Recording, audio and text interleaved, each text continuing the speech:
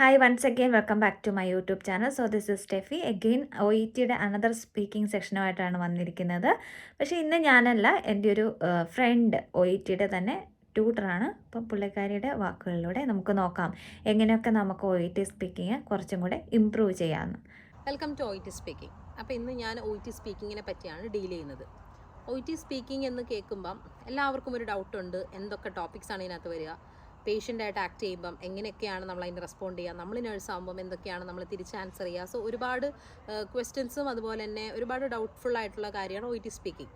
But frankly speaking comparatively 4 മോഡ്യൂൾസിനെ വെച്ച് നോക്കുമ്പോൾ OET speaking ആണ് നമുക്ക് കുറച്ചും കൂടി സ്കോർ കിട്ടാൻ എളുപ്പമുള്ള ഒരു മോഡ്യൂള്. കാരണം വേറെ ഒന്നുമല്ല, ബേസിക് ഒരു ഇംഗ്ലീഷുള്ള ഒരാൾക്ക് എന്തുകൊണ്ടും OET സ്പീക്കിംഗ് വളരെയധികം എളുപ്പമാകുന്നു. അതെങ്ങനെയാണെന്ന് വെച്ച് കഴിഞ്ഞാൽ, ഇപ്പോൾ ഹെൽത്ത് കെയർ സെനാരിയോയിൽ വർക്ക് ചെയ്യുന്ന അല്ലെങ്കിൽ ഹെൽത്ത് പ്രൊഫഷണൽ ബേസ്ഡ് ആയിട്ടുള്ളവരാണ് എപ്പോഴും OET എക്സാം എഴുതുക. I'm not talking about only the nurses, ആർക്കാണെങ്കിലും. അപ്പോൾ നമുക്ക് നമ്മുടെ ഡെയിലി ലൈഫ് സിറ്റുവേഷനിൽ ഹോസ്പിറ്റലാണെങ്കിലും നമ്മുടെ എന്താ പറയുക, നമ്മൾ വർക്ക് സെനാരിയോയിലാണെങ്കിലും നമുക്ക് ഒരു പേഷ്യൻറ്റിനെ എങ്ങനെ ഡീൽ ചെയ്യണം എന്നുള്ളത് നമുക്ക് നന്നായിട്ടറിയാം. അപ്പോൾ അതുകൊണ്ട് തന്നെ നമ്മുടെ ഒരു എന്താ പറയുക, നമ്മുടെ ഹെൽത്ത് റിലേറ്റഡ് ആയിട്ടുള്ള ഇൻഫർമേഷൻസ് ഉപയോഗിച്ച് നമുക്ക് OET സ്പീക്കിംഗ് വളരെയധികം ഇമ്പ്രൂവ് ചെയ്യാം. നമ്മൾ കമ്പയർ ടു IELTS എക്സാമിനെ വെച്ച് നോക്കുമ്പം അതിൽ ഒത്തിരി വാസ്റ്റ് ആയിട്ടുള്ളത്, ഒരുപാട് നമ്മൾ എല്ലാ ടോപ്പിക്സിനെ പറ്റി നമുക്ക് അത്യാവശ്യം കുറച്ച് വാസ്റ്റായിട്ട് അറിഞ്ഞിരിക്കണം. പക്ഷേ ഇവിടെ അങ്ങനെയില്ല, നമ്മളൊരു പേഷ്യൻ്റിനെയാണ് ഡീൽ ചെയ്യുക. സോ ഒരു പേഷ്യൻ്റെ അടുത്ത് നമ്മൾ സംസാരിക്കുമ്പോൾ വളരെയധികം പൊളൈറ്റായിട്ട് സംസാരിക്കാം. അതുപോലെ തന്നെ അവർ ചോദിക്കുന്ന കാര്യങ്ങൾ വളരെ കൃത്യമായിട്ട് ഒരു ക്ലാരിറ്റിയോടുകൂടി മറുപടി കൊടുക്കുക. അപ്പോൾ അതിനാണ് OET സ്പീക്കിങ്ങിൽ കുറച്ചും കൂടി ഇമ്പോർട്ടൻസ് ഉള്ളത്, rather than we are using some grammatical terms. അല്ലെന്നുണ്ടെങ്കിൽ ഒത്തിരി എന്താ പറയുക, ഒത്തിരി ഹൈഫൈ ആയിട്ടുള്ള വേർഡ്സൊക്കെ നമ്മൾ യൂസ് ചെയ്യുന്നതിലും കൂടുതൽ നമ്മൾ ഈ ഒരു കാര്യത്തിൽ ആണ് കുറച്ചും കൂടി ശ്രദ്ധ ചെലുത്തേണ്ടത്. അപ്പം OET സ്പീക്കിംഗ് എന്ന് പറയുമ്പം നമുക്ക് കിട്ടുന്ന സെനാരിയോ ചിലപ്പോൾ സ്കൂൾ നേഴ്സ് ആയിരിക്കാം, കമ്മ്യൂണിറ്റി ഹെൽത്ത് നേഴ്സ് ആയിരിക്കാം, അത് ഹോം വിസിറ്റ് ആയിരിക്കാം, അല്ലാന്നുണ്ടെങ്കിൽ ഒരു OPD വിസിറ്റ് ആയിരിക്കാം. അങ്ങനെ പലതരത്തിലുള്ള ഏരിയാസ് നമുക്ക് OET സ്പീക്കിങ്ങിൽ കിട്ടാറുണ്ട്. ഓക്കെ, അപ്പോൾ ഡിഫറെൻറ്റ് സെറ്റിങ്സ് ഉണ്ടെന്ന് പറഞ്ഞു. അപ്പോൾ ഈ ഡിഫറെൻറ്റ് സെറ്റിങ്സിൽ നമ്മൾ സ്പീക്ക് ചെയ്യുമ്പോൾ വ്യത്യസ്തമായിട്ടാണോ സ്പീക്ക് ചെയ്യേണ്ടത്, അതോ ഒരേ രീതിയിൽ തന്നെ ഈ ഡിഫറെൻറ്റ് സെറ്റിങ്സിൽ സ്പീക്ക് ചെയ്യാൻ പറ്റുമോ? ചോദ്യം വളരെ റെലവൻ്റ് ആയിട്ടുള്ളതാണ്. കാരണം ഡിഫറെൻറ്റ് സെറ്റിങ്സ് എന്ന് പറയുമ്പോൾ നമുക്ക് കിട്ടിയിരിക്കുന്ന റോൾ കാർഡ് വായിക്കുമ്പോൾ എന്താണ് എൻ്റെ സെനാരിയോ എന്നതിൽ ടോപ്പിക്ക് കൊടുത്തിട്ടുണ്ടാകും. ചിലപ്പോൾ ഹോം വിസിറ്റ് ആയിരിക്കും, ഞാൻ ഈ പറഞ്ഞ പോലെ, അല്ലെങ്കിൽ സ്കൂൾ ഹെൽത്ത് നഴ്സ് ആയിരിക്കും, അല്ലെങ്കിൽ OPD ആയിരിക്കും, റിക്കവറി റൂം ആയിരിക്കാം, may be okay, we know that different settings ഉണ്ട്. അപ്പോൾ സെറ്റിങ്സിനനുസരിച്ച് വേണം നമ്മൾ മറുപടി പറയാം. ഇപ്പോൾ റിക്കവറി റൂമിൽ കിടക്കുന്ന ഒരു പേഷ്യൻറ്റിനോട് നമ്മൾ വർത്തമാനം പറയുന്ന പോലെ OPD വന്നിരിക്കുന്ന ഒരാളോട് നമുക്ക് സംസാരിക്കാൻ പറ്റത്തില്ല. അപ്പോൾ സെറ്റിങ്സ് എപ്പോഴും വളരെ ഇമ്പോർട്ടൻ്റ് ആണ്. സെറ്റിങ്സ് വായിച്ചിട്ട് വേണം പിന്നെ നമ്മൾ തന്നിരിക്കുന്ന സെനാരിയോ എന്താണെന്ന് മനസ്സിലാക്കാൻ. നമുക്കൊരു റോൾ കാർഡ് കിട്ടിക്കഴിയുമ്പം അതിൻ്റെ അകത്ത് ഒരു 3-4 ലൈനായിട്ട് ഒരു ക്വസ്റ്റ്യൻ പോലെ എഴുതിയിട്ടുണ്ടാകും. That question is called as actually the scenario. ആ സെനാരിയോ വായിക്കുമ്പോഴാണ് നമുക്ക് ഓക്കെ ഇന്നൊരു സിറ്റുവേഷൻ ആണ്.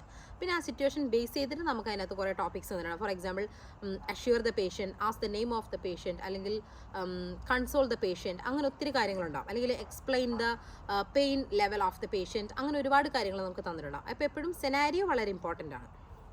ഓക്കെ, അപ്പോൾ ഡിഫറെൻറ്റ് സെറ്റിങ്സ് സ്റ്റാർട്ട് ചെയ്യുന്നത് എങ്ങനെയാണെന്ന് പറയാമോ? ഓരോ സെറ്റിങ്സ്, ഇപ്പോൾ കമ്മ്യൂണിറ്റി ഹെൽത്ത് സെൻ്റർ ആണെങ്കിലും ഒരു ഹോസ്പിറ്റൽ ആണെങ്കിലും അതിൽ സ്റ്റാർട്ടിങ് ചെയ്യേണ്ടത് എങ്ങനെയാണെന്ന് പറയാമോ?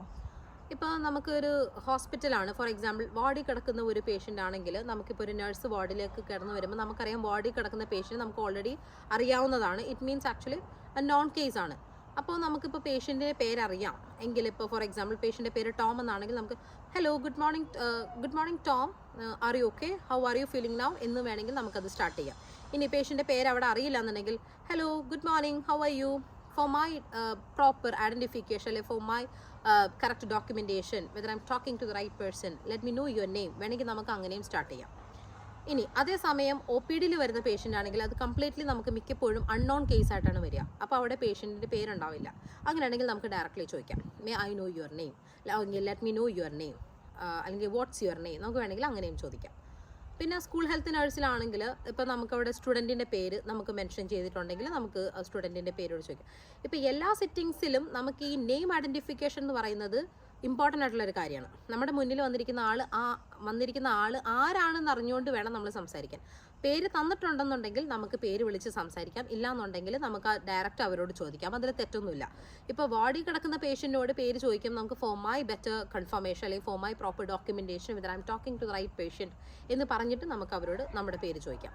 അപ്പോൾ എല്ലാ സെനാരിയോയിലും അങ്ങനെ സെനാരിയോ അനുസരിച്ച് നമുക്ക് സ്പീക്കിങ്ങിൻ്റെ കേസിൽ അങ്ങനെ ഇൻട്രൊഡക്ഷൻ നടത്തുമ്പം ഡിഫറൻസ് ഒന്നുമില്ല. Only the exception in case of home visit. കാരണം അവിടെ നമ്മളായിട്ട് അങ്ങോട്ട് ചെന്നാണ് സംസാരിക്കുന്നത്.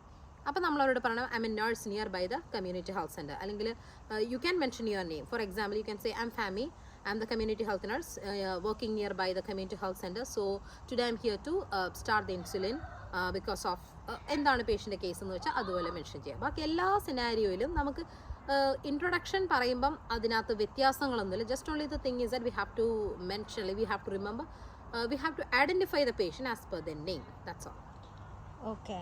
പിന്നെ സ്പീക്കിങ്ങിനകത്ത് തന്നെ കേട്ടിട്ടുണ്ട് പേഷ്യൻറ്റിൻ്റെ കുറച്ച് അധികം ഡീറ്റെയിൽസ് അറിയാൻ വേണ്ടി നമുക്ക്, അതായത് ഒരു ഹെൽത്ത് കണ്ടീഷൻ അറിയാൻ വേണ്ടി ഒരുപാട് ക്വസ്റ്റ്യൻസ് നമ്മൾ ചോദിക്കാറുണ്ട്. അതായത് 2 or 3 ക്വസ്റ്റ്യൻസ്. സപ്പോസ് ഒരു പേഷ്യൻറ്റ് ഡയബറ്റീസ് മെലിറ്റസ് ആണെങ്കിൽ പേഷ്യൻറ്റിൻ്റെ ഡയബറ്റീസ് എന്നാ തുടങ്ങിയത്, അല്ലെങ്കിൽ അവർ ഡയറ്റ് ഹിസ്റ്ററി ഒക്കെ നമ്മൾ ചോദിക്കാറുണ്ട്.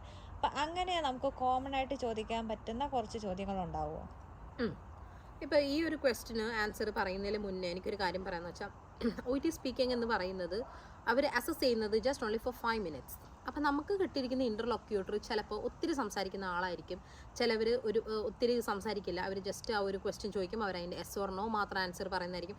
സോ ഡിപ്പെൻഡിങ് അപ്പോൺ നമ്മുടെ ടൈം വേണം നമ്മൾ ഇതെല്ലാത്തിനെയും എന്താ പറയുക ഒന്ന് അനലൈസ് ചെയ്യാൻ. ഇപ്പോൾ ഡയബറ്റീസ് ആണ് നമ്മുടെ ടോപ്പിക് എങ്കിൽ എന്ന് ഡയബറ്റീസ് തുടങ്ങി, എന്ന് സ്റ്റാർട്ട് ചെയ്തു, അല്ലെങ്കിൽ എന്തൊക്കെയായിരുന്നു സയൻസസ്, അങ്ങനെ നമുക്കത് വാസ്റ്റായിട്ടൊരു ഹിസ്റ്ററി പോലെ ചോദിച്ചിരുന്ന് പറയാനുള്ളൊരു സമയമില്ല. നമുക്ക് ജസ്റ്റ് ഇപ്പം നമ്മുടെ എന്താ പറയുക റെക്കോർഡിങ്, നമ്മൾ സംസാരിക്കുന്നത് ആ റെക്കോർഡർ അയച്ചു കൊടുക്കുമ്പം അവരതിനകത്തുനിന്ന് മനസ്സിലാക്കുന്നത് എത്ര നമുക്ക് സ്പീക്കിങ്ങിന് ഒരു എബിലിറ്റി ഉണ്ട്, അതായത് ഇംഗ്ലീഷിൽ ആൾ ഫ്ലുവൻ്റ് ആണോ, അത്രയും മാത്രമേ അവരതിൽ അസസ് ചെയ്യത്തുള്ളൂ. അപ്പം നമ്മൾ ഒരുപാട് ഹിസ്റ്ററി കളക്ട് ചെയ്ത് സംസാരിക്കുന്നതിൽ അങ്ങനെ കാര്യമില്ല. പിന്നെ ഇപ്പോൾ എക്സാമിന് വരുന്ന എല്ലാ റോൾ കാർഡിലും തന്നെ ആവശ്യത്തിന് ഇൻഫർമേഷൻസ് അവർ തന്നിട്ടുണ്ട്. അതായത് സബ് ക്വസ്റ്റ്യൻസ് എന്ന് പറയുന്നത് ഒരു 8 or 9 ക്വസ്റ്റ്യൻസ് കാണും. അപ്പോൾ മാക്സിമം നമ്മൾ എല്ലാ ക്വസ്റ്റ്യൻസും അത് എന്താ പറയുക ക്വസ്റ്റ്യൻസ് ചോദിച്ച് പോകണം. ക്വസ്റ്റ്യൻസ് എല്ലാം നമ്മളത് കംപ്ലീറ്റ് ചെയ്യാൻ നോക്കണം. അല്ലാതെ ആദ്യത്തെ 4-5 ക്വസ്റ്റ്യൻ ചോദിച്ചിട്ട് പിന്നെ അത് ഓക്കെ, അതായത് നമുക്ക് നമ്മുടെ ടാസ്കിൽ തന്നെ തന്നിരിക്കുന്ന ക്വസ്റ്റ്യൻസ് എല്ലാം നമ്മൾ ചോദിച്ചു പോകണം. അതിനാണ് അവർ നമുക്ക് അങ്ങനെ വളരെ വെൽ ഡിഫൈൻഡ് ആയിട്ടുള്ള ഒരു റോൾ കാർഡ് തന്നിരിക്കുന്നത്. അപ്പം ബെറ്റർ എപ്പോഴും നമ്മൾ അതുപോലെ അവരുടെ അടുത്ത് തന്നിരിക്കുന്ന ക്വസ്റ്റ്യൻസ് എല്ലാം ചോദിക്കുക. നമ്മൾ ഒരു പ്രത്യേക ഒരു ഡിസീസ് കണ്ടീഷൻ എടുത്ത് അതിൻ്റെ ഡീറ്റെയിൽഡ് ഹിസ്റ്ററി ഒന്നും പറയേണ്ട ആവശ്യമില്ല. Just only they have to make sure that we know we have good grammar, അല്ലെങ്കിൽ എന്താ പറയുക നമുക്ക് ഒരു ഫ്ലുവൻ്റ് ആയിട്ട് സംസാരിക്കാൻ അറിയാം, നമുക്കൊരു പേഷ്യൻറ്റ് നല്ല രീതിയിൽ ഹാൻഡിൽ ചെയ്യാൻ അറിയാം, പൊളൈറ്റ്നസ് ആയിക്കോട്ടെ, റീഅഷുറൻസ് ആയിക്കോട്ടെ, ഇതെല്ലാം എന്ന് പറയുന്നത് സ്പീക്കിങ്ങിൻ്റെ ഓരോ എലമെൻറ്റ്സ് ആണ്. ഈ എല്ലാ എലമെൻറ്റ്സ് ഉപയോഗിച്ച് നമുക്ക് ജസ്റ്റ് ഒരു 5 minutes ടാസ്ക് ഒന്ന് കംപ്ലീറ്റ്. പെട്ടെന്ന് ഒരാൾ കേൾക്കുമ്പോൾ okay she is well good with English എന്ന് അത്രേ ഉള്ളൂ. അല്ലാതെ നമ്മൾ അങ്ങനെ ഒരുപാട് ഡീറ്റെയിൽ പോകേണ്ട ആവശ്യമില്ല. ഓക്കെ. OET സ്പീക്കിങ്ങിൽ ടാസ്ക് കംപ്ലീഷൻ വളരെ ഇമ്പോർട്ടൻ്റ് ആണോ? ടാസ്ക് കംപ്ലീഷൻ ഇമ്പോർട്ടൻ്റ് ആണോ എന്ന് ചോദിച്ചാൽ അല്ല. ബിക്കോസ് ഞാൻ നേരത്തെ പറഞ്ഞതുപോലെ നമ്മൾക്ക് കിട്ടുന്ന ഇൻ്റർലോക്യൂട്ടർ അനുസരിച്ചിരിക്കും. ഇപ്പം ഇൻ്റർലോക്യൂട്ടർ നമ്മളോട് വളരെയധികം സംസാരിക്കുന്ന ഒരാളാണ്, നന്നായിട്ട് ഫ്രണ്ട്ലി ആയിട്ട് സംസാരിക്കുന്ന ഒരാൾ. ഇപ്പോൾ ഒത്തിരി കുട്ടികൾ പറഞ്ഞ് ഞാൻ കേട്ടിട്ടുണ്ട് ഇൻ്റർലോക്യൂട്ടർ ഭയങ്കര വർത്താനായിരുന്നു. അതിൻ്റെ അർത്ഥം ഇപ്പോൾ 5 minute നമുക്ക് ചിലപ്പോൾ 2 minute സംസാരിക്കാൻ കിട്ടുള്ളൂ, അവർ ആയിരിക്കും 3 minute സംസാരിക്കുക. ഇതൊക്കെ സംഭവിക്കാവുന്ന കേസുകളാണ് OET എക്സാമിൽ. അപ്പം ടാസ്ക് കംപ്ലീഷൻ ഇമ്പോർട്ടൻ്റ് അല്ല, പക്ഷേ നമ്മൾ അറിഞ്ഞിരിക്കണം നമുക്ക് എന്തൊക്കെ സാധനം, ഇപ്പോൾ എന്തൊക്കെ സബ് പോയിൻറ്റ്സ് അല്ലെങ്കിൽ എന്തൊക്കെ സബ് ക്വസ്റ്റ്യൻസ് നമുക്ക് തന്നിട്ടുണ്ട്. ഇപ്പോൾ ഒരു ഡയബറ്റീസ് ആണെന്നുണ്ടെങ്കിൽ പേഷ്യൻ്റ് എത്ര നാളിൻ്റെ ഡയബറ്റീസ് അത് സ്റ്റാർട്ട് ചെയ്തു, ഇപ്പോൾ എന്തെങ്കിലും റെലവൻ്റ് ആയിട്ട് മെഡിസിൻ അവർ എടുക്കുന്നുണ്ടോ, അല്ലെങ്കിൽ എന്തെങ്കിലും അതിൻ്റെ സൈഡ് എഫക്റ്റ് ഉണ്ടോ, ലാസ്റ്റ് എന്നാ ഡയബറ്റിക് ചെക്ക് ചെയ്യുക. ഫോർ എക്സാമ്പിൾ ഇതൊക്കെ ആയിരിക്കും എൻ്റെ സബ് ക്വസ്റ്റ്യൻസ് ആയിട്ടുള്ളത്. മാക്സിമം നമ്മളത് കംപ്ലീറ്റ് ചെയ്യുക. 1 or 2 ഒക്കെ വിട്ടുപോയാലും വലിയ പ്രശ്നമൊന്നുമില്ല. പിന്നെ നമ്മൾ ഇടയ്ക്ക് ഇങ്ങനെ തപ്പിപ്പോവരുത്. അതായത് ഇപ്പോൾ നമുക്ക് അറിയില്ല, ഇത് ഈ തന്നിരിക്കുന്ന 5 minute നമ്മൾ മാക്സിമം ഈ ക്വസ്റ്റ്യൻ വായിച്ചിട്ട് എന്താണ് എൻ്റെ ടാസ്ക്, എന്താണ് ഈ ടോപ്പിക്കിനകത്ത്, അല്ലെങ്കിൽ എന്താണ് ഈ ഒരു സിറ്റുവേഷനിൽ ഞാൻ പേഷ്യൻറ്റിനോട് ചോദിക്കേണ്ടത്. വേണമെങ്കിൽ നമ്മുടെ കയ്യിൽ നിന്നിട്ട് നമുക്ക് ഒത്തിരി ചോദ്യങ്ങൾ ചോദിക്കാം. നമ്മളത് ടാക്കിൾ ചെയ്യാൻ പറ്റണം. അതായത് ഈ ഒരു സമയത്തിനുള്ളിൽ ടാസ്ക് കംപ്ലീറ്റ് ചെയ്യാൻ പറ്റിയില്ലെങ്കിൽ നമ്മൾ ആ ഒരു സിറ്റുവേഷൻ ഒരു കാരണവശാലും എങ്ങും സ്റ്റോപ്പ് ഇല്ലാതെ, അല്ലെങ്കിൽ പറഞ്ഞു തന്നെ വീണ്ടും റിപ്പീറ്റ് ചെയ്ത് പറയാതൊക്കെ നമ്മളത് ടാക്കിൾ ചെയ്യാൻ പറ്റുവാണെങ്കിൽ ദാറ്റ്സ് ഗുഡ്. ഒരു ക്യൂ കാർഡ് കിട്ടിക്കഴിഞ്ഞാൽ നമ്മൾ അതിനെ എങ്ങനെ ഓർഗനൈസ് ചെയ്യണം? ഇത്ര മിനിറ്റ് കൊണ്ട് നമ്മളിത് സ്പീക്ക് ചെയ്ത് കഴിയണമല്ലോ. അപ്പം നമുക്കതിനെ എങ്ങനെ ഭംഗിയായിട്ട് ഓർഗനൈസ് ചെയ്യാം?